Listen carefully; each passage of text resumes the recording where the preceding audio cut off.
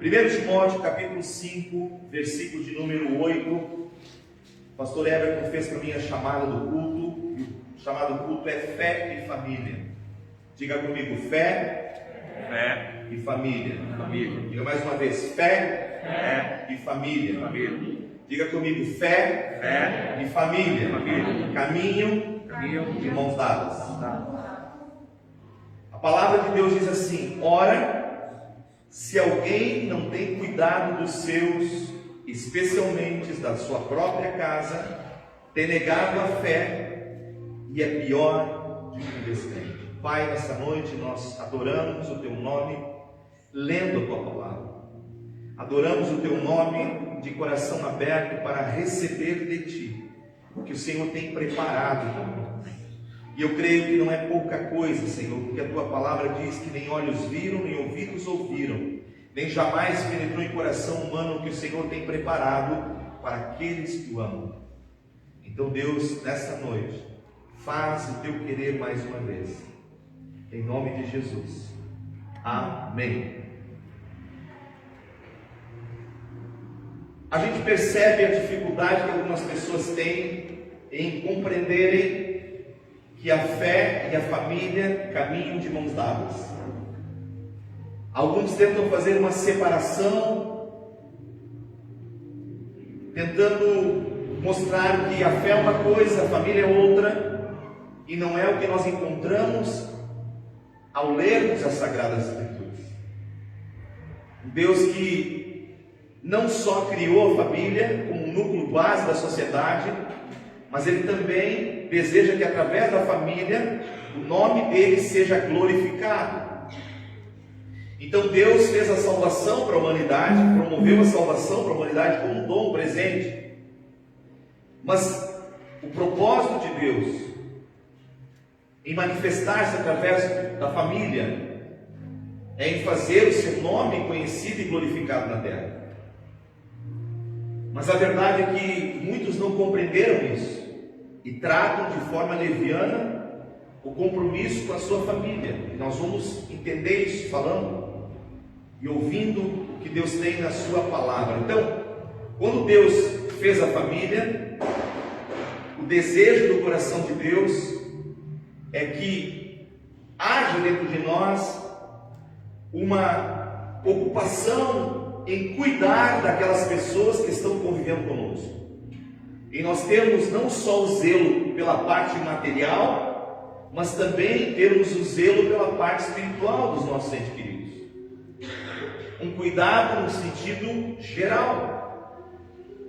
Deus não só está preocupado com a provisão do que vamos comer, mas também com nossa condição de como estamos vivendo espiritualmente. É um todo. Então, no coração de Deus, Ele vai mostrar que nós precisamos, junto com as pessoas que convivem conosco, sermos estimuladores deles a terem um compromisso com Deus. E a Bíblia vai falar, por exemplo, quando Jesus é batizado, vem uma voz dos céus que glorifica a Deus na vida de Cristo. E a voz do céu não vem para Jesus dizendo: esse é o meu filho em quem eu me alegro, porque é um grande pregador, porque ensina bem. Mas simplesmente a voz de Deus vem sobre ele, afirmando e dizendo: nele eu tenho prazer. Por que ele tinha prazer? Por que Deus expressa isso para Jesus? Será que Jesus não sabia disso? Então, se o próprio Cristo recebeu esta voz do seu Pai, dizendo que era prazeroso ver ele, dentro do contexto familiar, dentro da casa dos seus pais, com este zelo, nós também temos que ter no nosso coração essa alegria de compartilhar com aqueles que conosco convivem, estimulando e dizendo: é importante você ser bênção na caminhada da fé, você estar junto no seio, no corpo da igreja, ou seja, nos estimulando sempre uns aos outros. Jesus recebeu essa informação por Pai de Deus. Eu penso, se Jesus recebeu, será que eu e você também não precisamos receber isso? Então eu comecei a olhar essa semana e perceber algumas coisas interessantes. Como Deus ele trabalha essa questão espiritual na nossa vida, de provisão, e como ele espera que nós reagimos diante do contexto família. Se alguém não cuida dos seus, especialmente da sua casa, circule a palavra casa, porque essa palavra tem a ver com família. Se alguém não cuida, é interessante, se você voltar um pouquinho para 1 Timóteo, capítulo 3, no versículo de número 4, ele vai dizer assim, que governe bem a sua própria o que, igreja? Então essa palavra casa também, você pode circular e pode escrever família. Se alguém não governa bem a sua família, criando os filhos sobre o quê? O que é uma disciplina? Pare e pensa um pouquinho comigo. Esse mês, nesse semestre, eu tive uma disciplina de grego. Eu bati cabeça com essa disciplina. Eu precisava nota 7. Nessa disciplina eu tirei 6,8. O que aconteceu? Rodei. Não tem coisa mais frustrante do que você estudar uma matéria e de repente você não atingir a nota dela. Causas e consequências. O que eu preciso fazer agora? Rematricular e fazer tudo de novo. Sabe o que Deus me disse? Vocês estão repetindo matérias que eu já dei para vocês há muito tempo. E toda vez que você não consegue concluir, você tem que repetir as mesmas coisas. Então tem coisas que a igreja está repetindo e repetindo e repetindo, porque não conseguiu entender ainda qual é o propósito de Deus. E às vezes nós nos frustramos com algumas coisas e perguntamos aonde está o erro. E você pode ter certeza absoluta que o erro não está em Deus, ele está em nós. Por quê? Porque estamos deixando de fazer aquilo que Deus estabeleceu em fazer. Eu já falei para vocês numa outra ocasião, estava falando com uma empresa, ela precisava do meu e-mail, e eu mandei o meu e-mail. Aí a pessoa respondeu e disse, já encaminhei o e-mail. Eu disse, não recebi o e-mail. E a pessoa disse, mas eu já encaminhei. Eu disse, eu já não recebi. Aí a pessoa disse, dá uma olhada no spam. Eu disse, já olhei. Mas o seu e-mail não é esse? É, mas tem mais esse. Não, mas esse e-mail não tem mais esse. Eu disse, ei, o e-mail é teu ou é meu? Aí por que o senhor está sendo mal educado comigo? Não, mas estou te fazendo uma pergunta. Se eu te passei um e-mail assim, por que você está me retornando um e-mail diferente? Se Deus nos deu a palavra, por que nós estamos fazendo diferente da palavra? Quem está entendendo em nome de Jesus? Nós queremos um resultado sem fazer o que Deus espera que façamos. Paulo, ao dizer então sobre fé e família, ele diz, se alguém não estiver cuidando dos seus, especialmente da sua casa, está negando a fé. Sabe o que Deus está dizendo? Que em vão oramos, em vão buscamos. Quando não estamos cuidando do que Ele nos deu, nós não só afetamos o nosso relacionamento família, nós afetamos o nosso relacionamento com Ele. Isso é sério, isso é profundo. E a Bíblia é cheia de exemplos assim. Então aqui está dizendo assim, que governe bem a sua própria casa, criando os filhos sob disciplina, com todo respeito, é claro. Verso 5, pois se alguém não sabe governar a própria casa, como você vai cuidar daquilo que é de Deus? É uma instrução de Paulo, na introdução dos presbíteros, dos pastores, dos diáconos, de alguém que realmente está envolvido com o reino, mas isso aqui é para todos nós. Isso é um princípio de Deus para a igreja.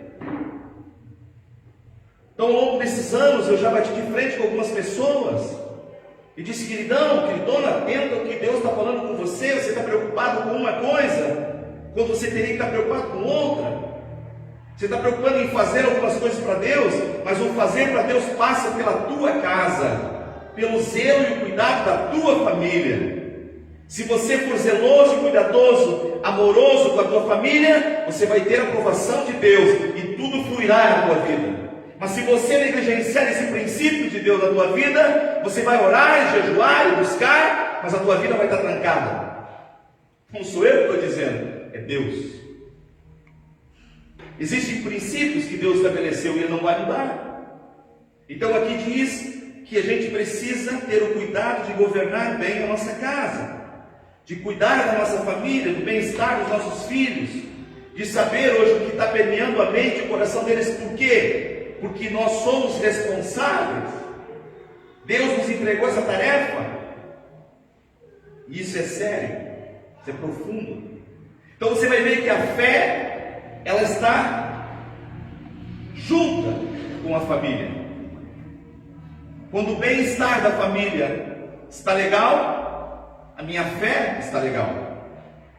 Mas quando eu não estou de bem com a minha família, a minha fé também não está legal. É Deus que está falando isso. E quando a gente começa a entender os conselhos de Deus para governar, então um dia eu disse para o pastor, pastor querido, posso fazer uma pergunta? O senhor é solteiro? Não, sou casado, mas eu nunca vi sua esposa junto. Eu lhe vejo nos cultos sozinho, lhe vejo nas reuniões sozinho, tudo que é canto o senhor vai sozinho, e a sua esposa? Não, mas o pastor sou eu, não é ela. Sim, eu entendo isso. Mas a Bíblia diz que nós somos uma só carne. Nós comungamos junto de um relacionamento. Então, no mínimo, você tinha que ter a companhia dela, porque eu, como pastor ao longo desses anos, eu não me sento para atender uma pessoa feminina sozinho, sem minha esposa estar junto. Eu não visito uma casa se a minha esposa não estiver junto. Então tem algumas coisas que a gente faz uma teoria na nossa mente, quer elaborar algumas coisas que não tem nada a ver com aquilo que Deus estabeleceu. E Ele pede cuidados, Ele pede zelo. Se você observar um pouquinho para frente a carta de 1 Pedro,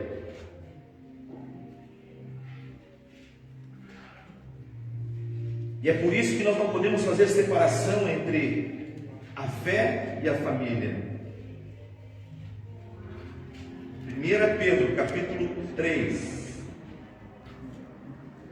versículo de número 7, depois de um conselho de Paulo às mulheres, ele entra na parte do versículo 7, ele vai dizer assim: vós, maridos, vivei igualmente a vida comum do lar com discernimento. Qual é a vida comum do lar? É a gente ter uma participação do que está acontecendo dentro do nosso lar.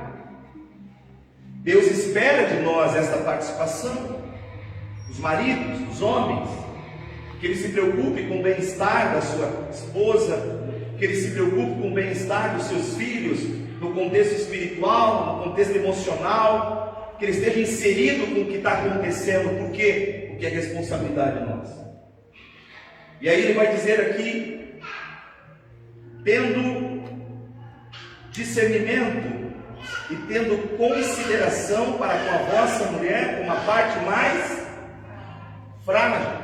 Essa semana a Bia comprou um forno esquentar, como é que é, estufa, né? Lá pro sítio. E aí veio, comprou, tá maravilhoso comprar pela Mercado Livre. Comprou de noite, todo dia de manhã estava tocando a campainha. Demorava meses para vir esse produto. Aí eu fui para receber lá e, bem bruscamente, quis pegar a caixa do rapaz e disse: ó, isso aí está escrito frágil. E não é de qualquer jeito que tu pega, tem um jeito certo para você pegar. E eu pensei e olhei para Beatriz: frágil. Frágil. Porque Deus está dizendo aqui, parte mais frágil. Não está dizendo menos valor, não está dizendo inferior, está dizendo frágil.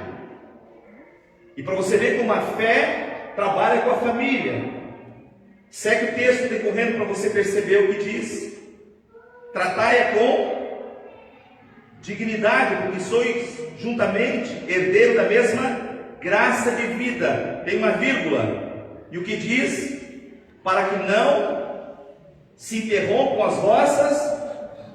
Opa! Sabe o que Deus está dizendo?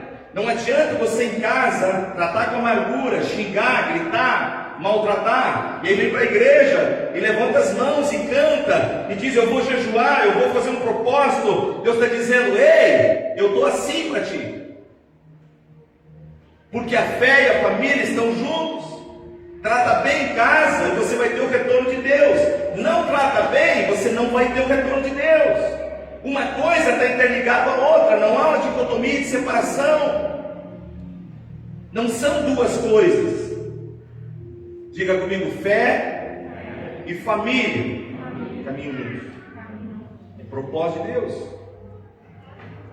Quando estamos alinhados com Deus, você percebe o que vai acontecer. E aí eu me lembrei de Malaquias. Abra lá Malaquias, é o último livro do Velho Testamento, então antes de Mateus, para você te localizar. Malaquias capítulo 2, verso 3.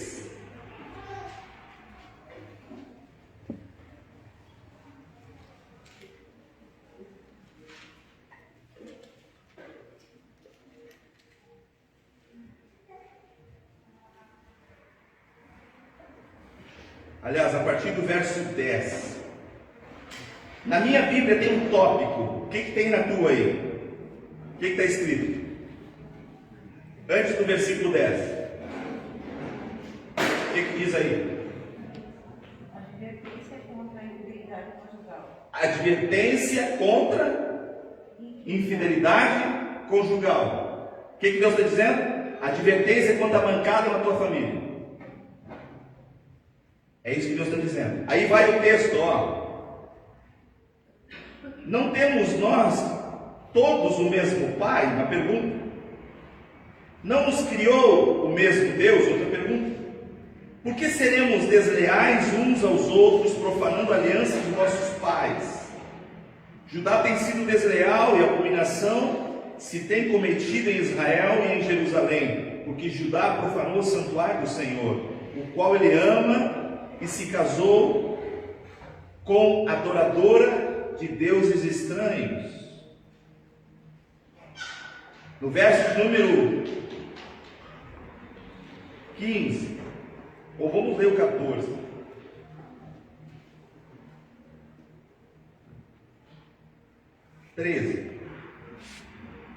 Ainda fazer isto, cobris o altar do Senhor de lágrimas e de choro, de gemido, de sorte que ele já não olha para a oferta, nem aceita com prazer a da vossa mão. E perguntais por quê? Por que, Senhor?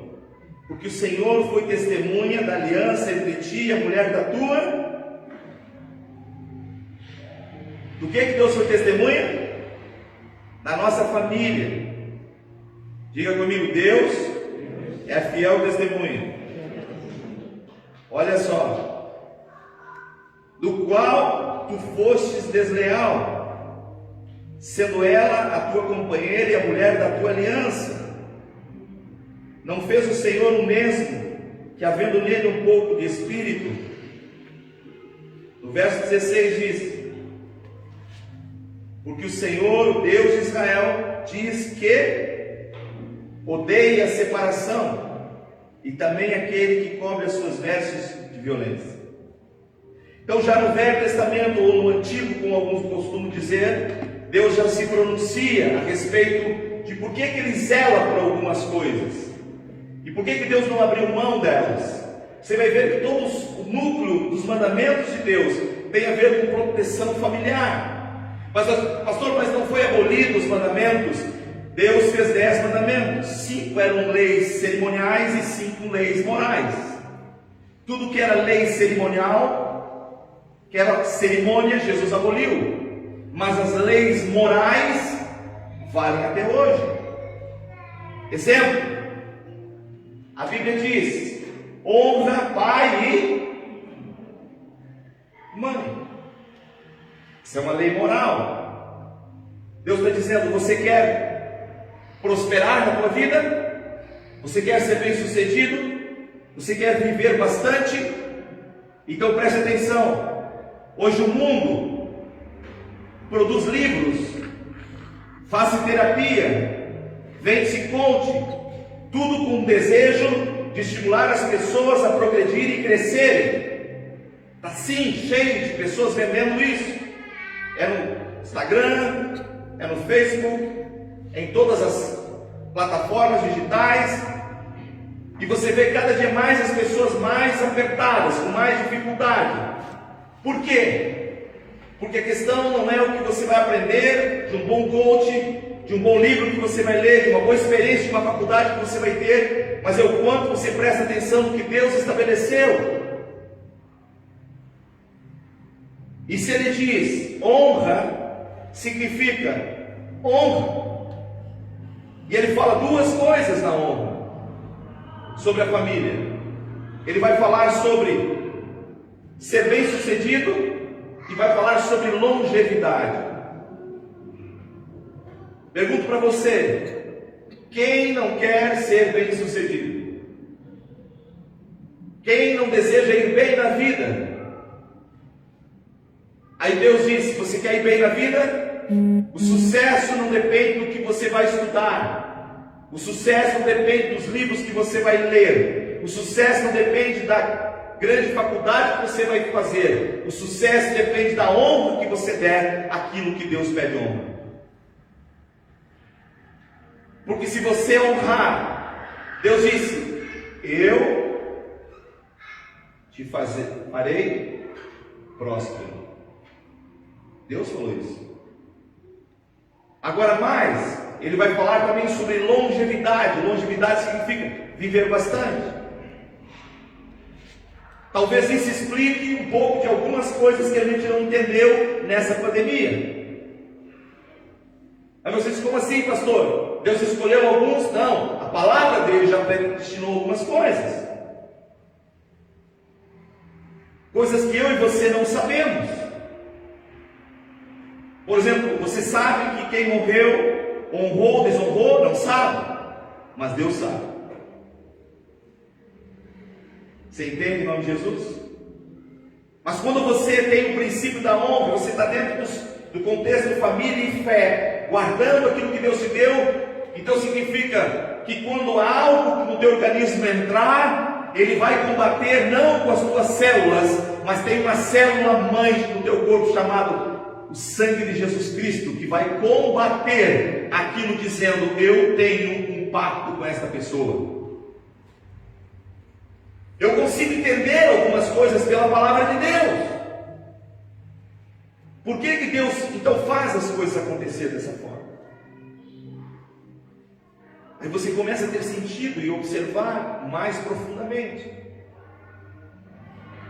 que a questão da honra dentro da família. Quantas famílias se desonraram? E a gente não sabe, mas Deus sabe. Então a Bíblia vai falar que existe algumas coisas interessantes quando Deus ele olha. Quando ferimos a família, ferimos a nossa comunhão com Deus. Quando magoamos e ferimos a nossa família, nós magoamos e ferimos a nossa comunhão com Deus. Por isso, fé e família caminham juntos. E é tão interessante isso, que a Bíblia vai falar no Salmo 68, que Deus faz com que o solitário habite em família. O projeto de Deus sempre foi família.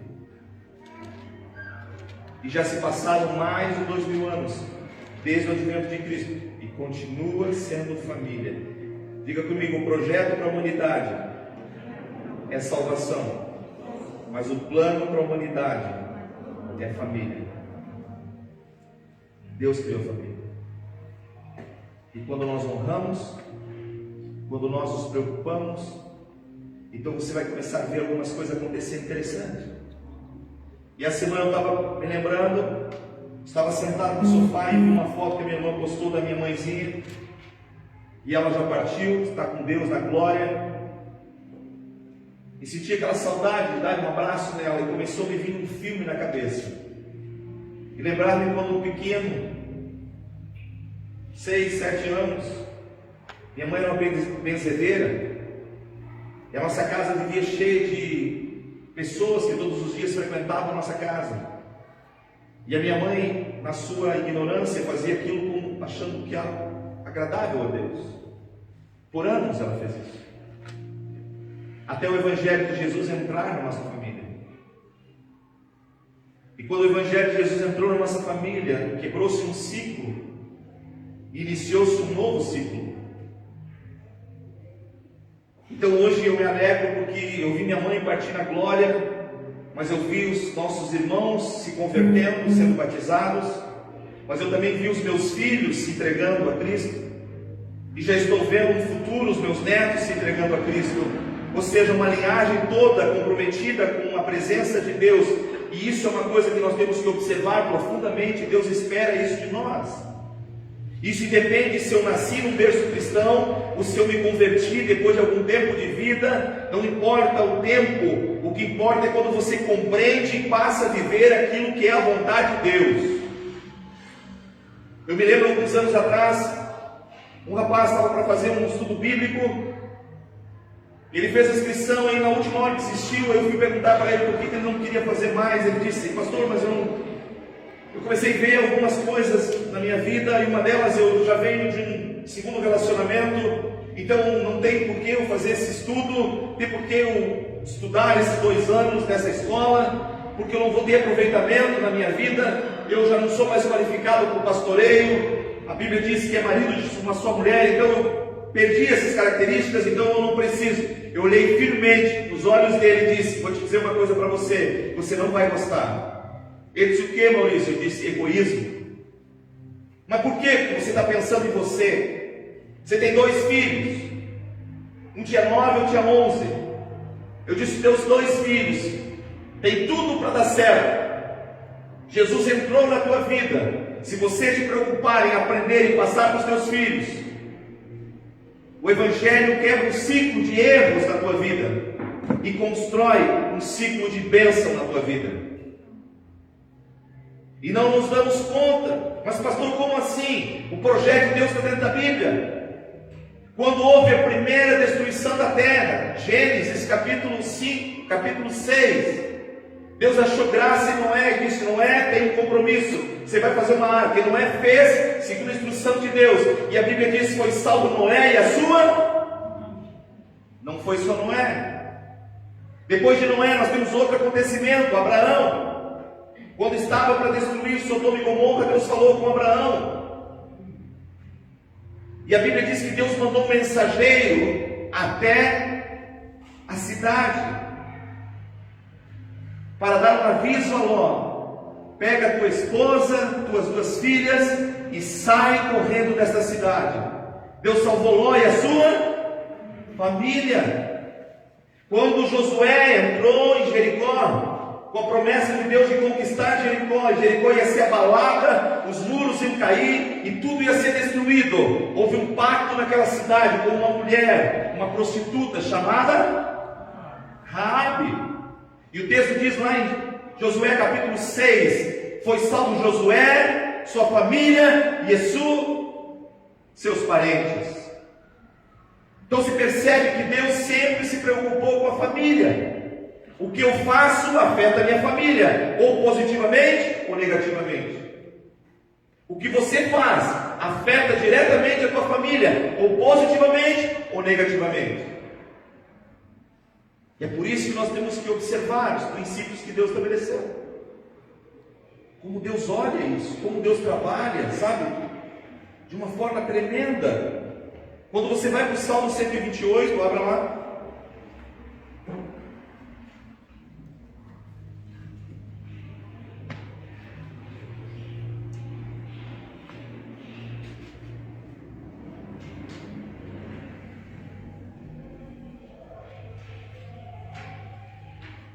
Bem-aventurado aquele que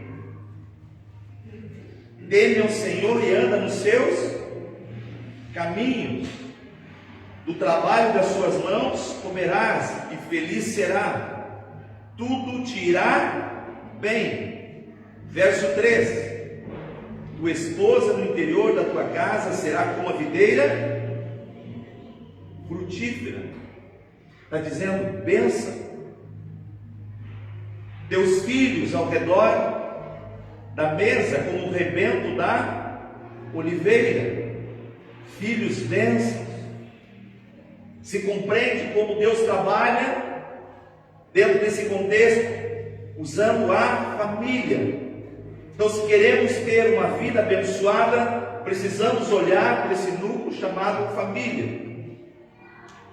Precisamos voltar à essência bíblica e perceber como Deus se move através da família.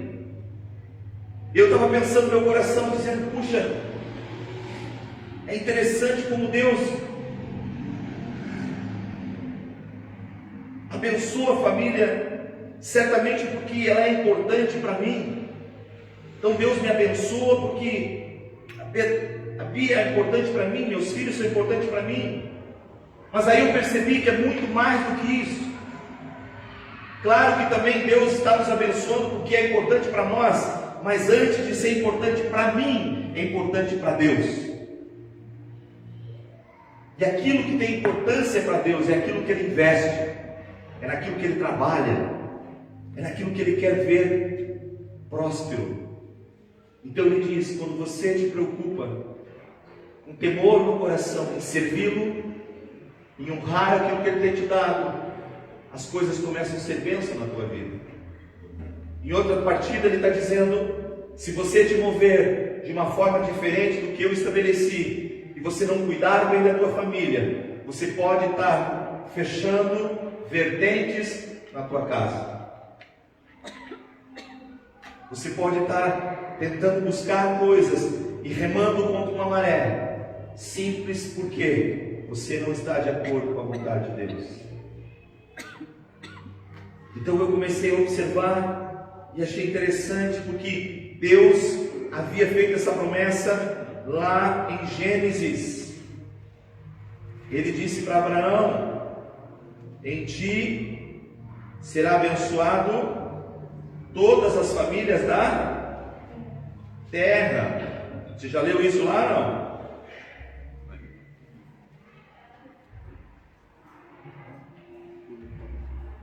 Ele diz, em ti, Abraão, serão abençoadas todas as famílias da terra. Então o compromisso de Deus através da fé passa na bênção das famílias. E foi justamente por Abraão, que foi considerado o pai da fé, que se estendeu a bênção até nós. Então a minha família hoje é abençoada pela fé de Abraão. Então na minha família precisa existir fé. E fé é o firme fundamento onde eu me alicerço em Deus, onde eu quebro aquilo que no passado me trouxe prejuízo. Então você vai no livro de Deuteronômio e a Bíblia vai dizer que Deus visita a iniquidade dos pais e dos filhos até 5 gerações.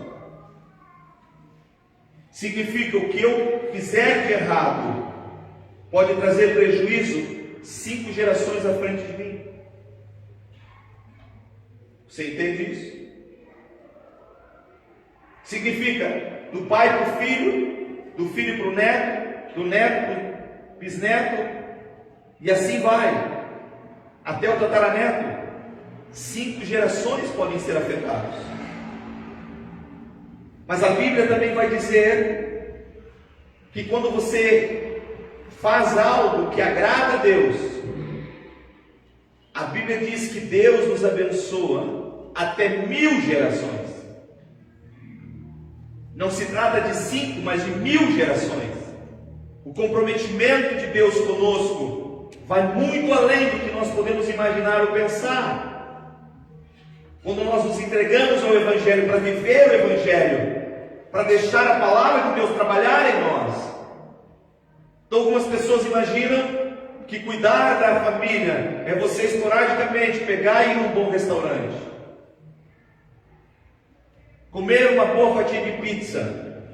Eu digo para vocês, eu conheço pessoas que comem num bom restaurante, mas estão em adultério em casa. Então isso não significa que isso é cuidar da família. Quando Deus fala em zelo e cuidado, nós precisamos olhar para dentro de nós e ver o que temos dele para compartilhar com aqueles que estão na nossa vida. é nós cuidando daqueles que estão conosco, do bem-estar espiritual, emocional e físico.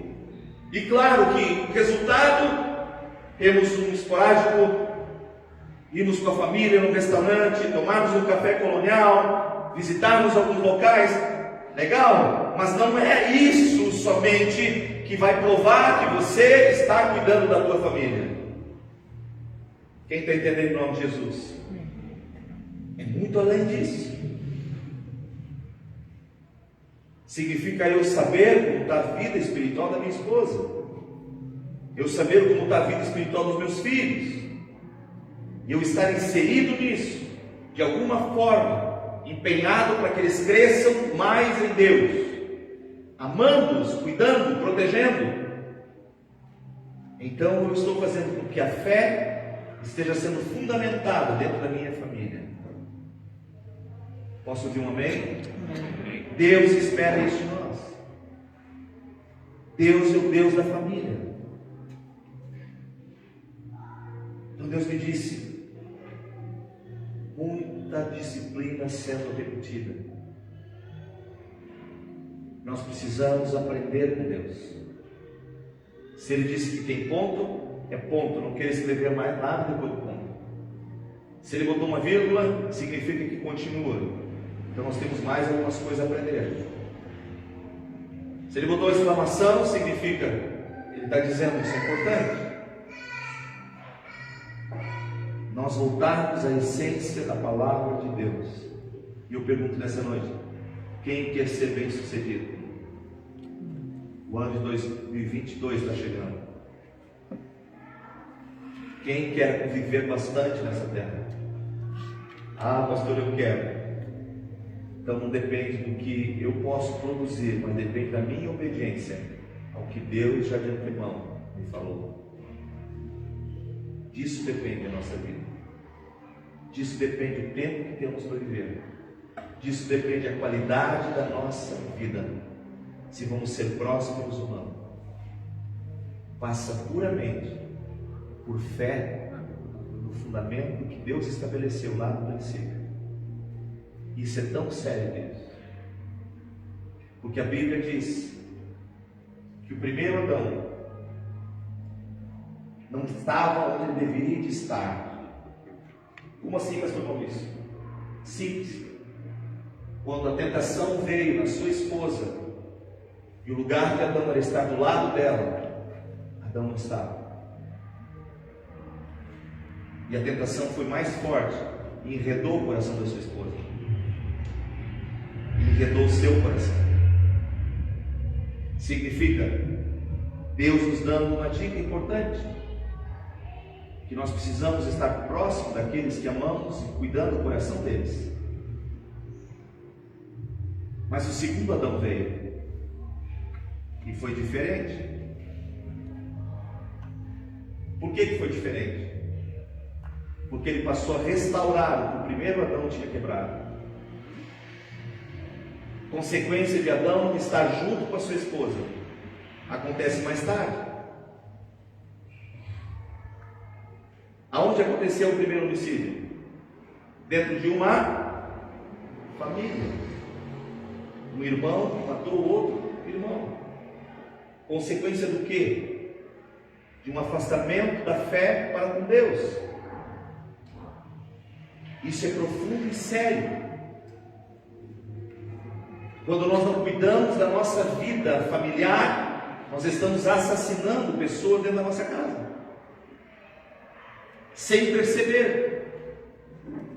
Podem acontecer coisas que mais tarde nós lamentaremos e choraremos por elas. Então, quando nós avivamos a nossa fé e entendemos que a família é um projeto de Deus e que a família está junto comigo, e aí você vai ver isso na Bíblia, nós usamos como jargão: eu e a minha casa serviremos ao Senhor. Quem disse essa frase? Quem? Da onde ele aprendeu? Do seu líder. Quem foi o seu líder? Moisés. O que ele viu em Moisés? Moisés servindo a Deus, Arão, seu irmão, servindo a Deus, Miriam, sua irmã, servindo a Deus. Seus filhos servindo a Deus. Seu sogro servindo a Deus. E ele está caminhando com essa família.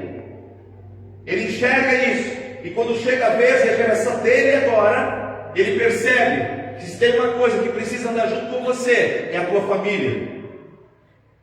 Então essa história de eu sirvo e a minha família fica em casa, está errado. Nós caminhamos juntos. Se você quer ser bem sucedido, olhe o que Deus já estabeleceu. Olhe e perceba o que Deus já de antemão já fez na vida de pessoas. Então Josué assim enche o peito e diz: eu não sei quanto a vocês, mas eu e minha casa vamos continuar servindo a Deus, como sempre fizemos. Ele está dizendo: minha esposa e meus filhos estão caminhando junto comigo, servindo a Deus. Simples, um simples testemunho de cuidado, de zelo. Nós estamos inseridos nesse propósito. Então nós vemos um tempo, queridos, que nós temos que olhar para a Bíblia, ver profundamente que tem coisa que nós precisamos mudar urgentemente. Se queremos de fato sermos uma igreja com essência bíblica, nós precisamos atender o que está aqui nesse livro. Ele é a fonte que nos abençoa. E ele mostra o segredo de uma vida de sucesso. Paulo então, quando começa lá em Timóteo, ele diz: se alguém não cuidar da sua casa, especialmente, ele diz, tem negado a fé. E é pior que um extremo. Nesse contexto, nós precisamos olhar para Deus e dizer: Senhor, me ajuda. Eu preciso da tua sabedoria em mim.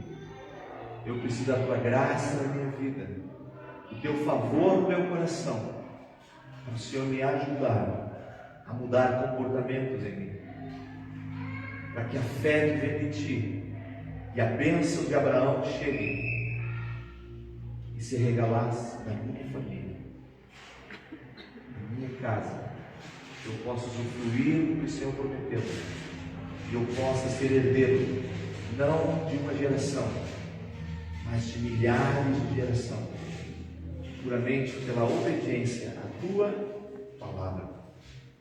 Diga comigo: fé e família. Fé e família Caminham juntos. caminham juntos. Fé e família. Fé e família. Agrada a Deus. Deus estabeleceu esse meio. Nós podemos contestar, podemos argumentar, mas não vai mudar o fato que Deus estabeleceu, e é como nós temos que viver. Então, se nós estamos à mercê, olhando o término de um ano e projetando já um ano que está por chegar, nós temos a oportunidade de dizer para Deus: Senhor, me ajuda a cuidar da minha casa, me ajuda a dar sabedoria, Senhor, para gerir tudo que o Senhor nos ensinou. Eu não quero pular fases da minha vida, eu quero seguir obedecendo a tua palavra. Se fizermos assim, as bem-aventuranças do Senhor repousarão na nossa vida. Bem-aventurado o homem que teme o Senhor, que leva esse livro a sério, que deseja que esse livro seja o seu manual de vida. Bem-aventurado, ele diz: a sua esposa será dentro do lar, os seus filhos ao redor da mesa. Há uma grande diferença nisso. Por isso que a minha fonte de inspiração, sempre ao olhar para uma pessoa, é olhar como ela está com a sua vida familiar. Porque ao examinar isso, os meus olhos já detectam o que está certo e o que não está. Porque é assim que Deus estabeleceu. Não é o que eu estabeleci, é o que Deus estabeleceu que precisa ser levado em conta. Então nessa noite você tem a oportunidade de dizer para Deus: Senhor, aviva a minha fé, me ajuda a cuidar daquilo que o Senhor me deu. Me ajuda, Senhor. Me ajuda, Senhor. Me dá a tua força, Senhor. Me dá a tua coragem para continuar guardando bem a minha casa, aqueles que o Senhor confiou na minha mão. para que eu governe sobre eles e que a tua disciplina esteja no nosso coração. E se alguma coisa fomos reprovados, diga para Deus: Senhor, a minha vergonha não está em refazer de novo, mas é em deixar de fazer o que o Senhor quer que eu faça. Então feche teus olhos, curva a tua cabeça.